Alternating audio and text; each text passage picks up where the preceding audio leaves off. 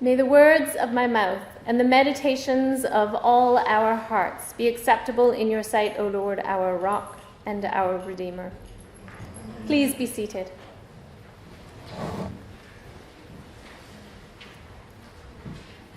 Here we are in Lent, when one of the practices we are encouraged to consider is fasting, or giving up something that we desire. Today's gospel is full of desires. The word desire is translated differently each time it occurs in this passage, so it's difficult to see the repetition of the Greek original. But today's gospel is full of desire. Herod desires to kill Jesus. Jesus, meanwhile, desires to gather all the children of God together, like a hen gathers all her brood. Meanwhile, the children of God desire not to be gathered. My daughter, when she was a small child, absolutely did this. She pushed all assistance aside and insisted that she could live without help. She could do it, whatever it was. With all her 3-year-old passion, she desired to prove that she was capable and strong and powerful. Consequently, we were constantly surprised to discover some discomfort she had lived with.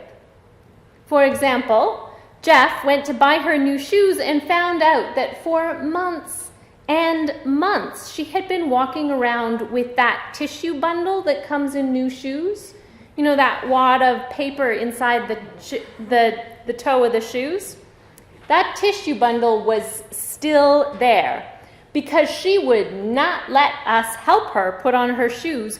We never found out that for months her little feet had been squished by that wad of paper in the toes.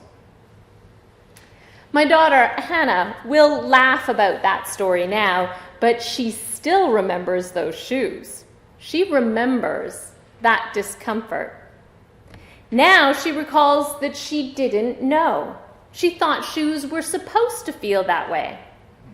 Hannah saw that everyone else around her was wearing shoes, and none of them were complaining. She would suffer before she would ask for help, care, and protection. Her desire to prove herself independent, her desire was to prove that she could control her own little world. Meanwhile, Jesus desires, like a mother hen, to gather the brood together safe and comfortable under her wings. But the brood of chicks, the children of God, desire to be independent, and so the children of God reject God and turn away. But there is an important distinction here. Receiving care and protection is not the opposite of being intelligent, capable, and strong. It is possible to desire both. And now that Hannah actually is smart, competent, and capable, she asks for help all the time.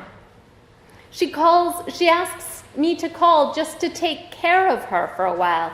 The desire for assistance, care, and protection does not feel threatening now that she is independent and much more in control of her world.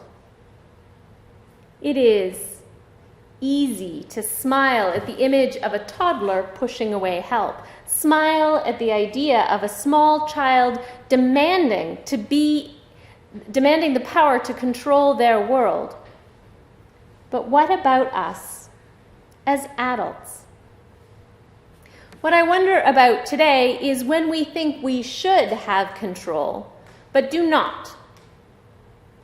What about when we are supposed to be strong and capable, but we are weak? Due to physical illness, mental health issues, or life catastrophes? What do we desire then? When I was in my 20s, just a couple years older than Hannah is now, I became ill and I was sick for years. Just as I was about to finally be independent, I became completely reliant on the care and protection of others. And I hated it. I hated being sick. I desired the destruction of my illness. But if you look under that desire, it's easy to see what I really wanted, what I really desired, was some personal power and control in my life. Then, one day I was walking. I was not yet a Christian, and I didn't know how to pray, but I did all of the things that now I would call prayer. Without words, I lamented with all my heart. Without words, I shouted that I was done. I could no longer continue. I desired death.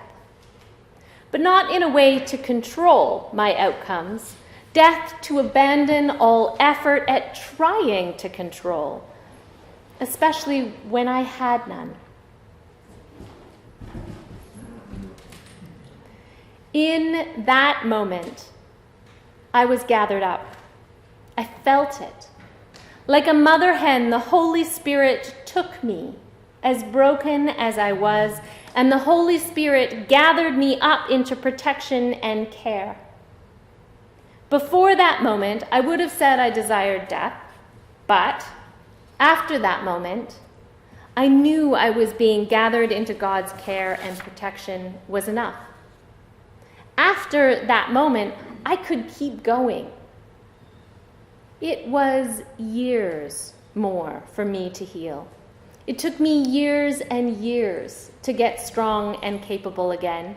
But through it all, I felt God's protection like a mother hen's wing around me.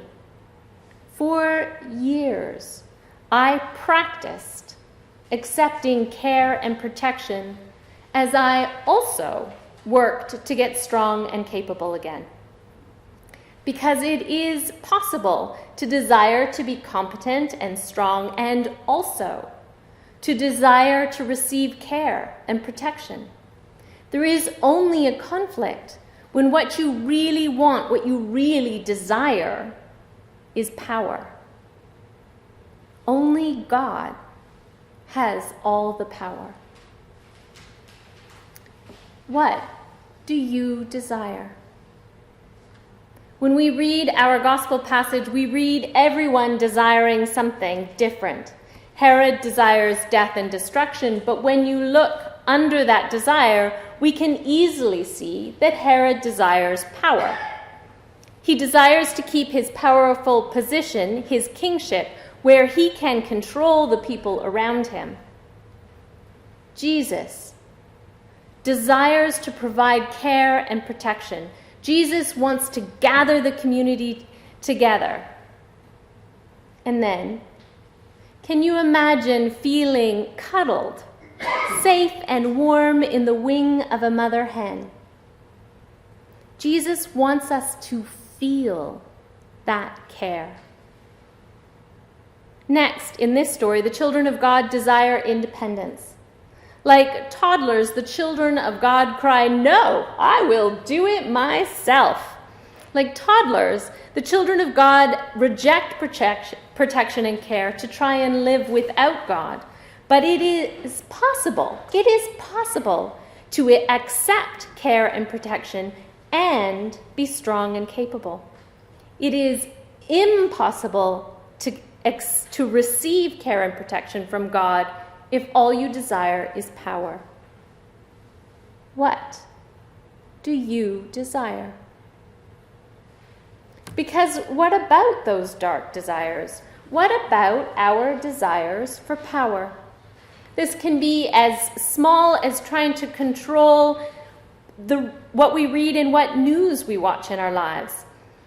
Because right now, this week, I notice how many people in the world cannot control what they read and they watch. In Ukraine, the news is controlled. The word is in someone else's power. Their political leaders take power away. Or, in the context of our lives, we desire the capacity sometimes to control our bodies or to control the bodies and lives of others. And I notice how many of us lose control of our bodies, walking or what we eat. At different times in our lives, we can so easily lose control due to illness or due to violence. Given how much death and destruction there is in the world, power is a common desire. Thinking again and again this week about war in the Ukraine, I'm thinking about violent crimes around the world, I'm thinking about crimes of racism, and especially my heart is impacted by crimes and violence, domestic violence or suicide, where people harm as a way to grab power. Like our ancestor Herod, humans are full of desires for power, for death, and for destruction. If some of your desires are dark, you are not alone. And Jesus knows all our desires. The Holy Spirit still wants to gather us up like a mother hen into care and protection. Can we let go of the desire of power enough to accept the care and protection of God? This passage is about desire, a time to notice that some desires are compatible with God and some are not. This passage shows us again that it is not possible to act on the desire for power and accept God's care and protection. This passage also hints that even though we cannot always accept God's care and protection, that care and protection are still there for us. Like a parent that cannot take away the suffering away until the toddler asks for help. And finally, this text is a fitting subject for Lent, because one of the invitations to a holy Lent is to practice fasting. Many Christians give up something for Lent. Give up chocolate or alcohol, give up social media, or fasting from meat. Often this is a token, a gesture to notice what we desire. A gesture to help us to see when what we desire is missing. Often, the care and protection of God can be enough.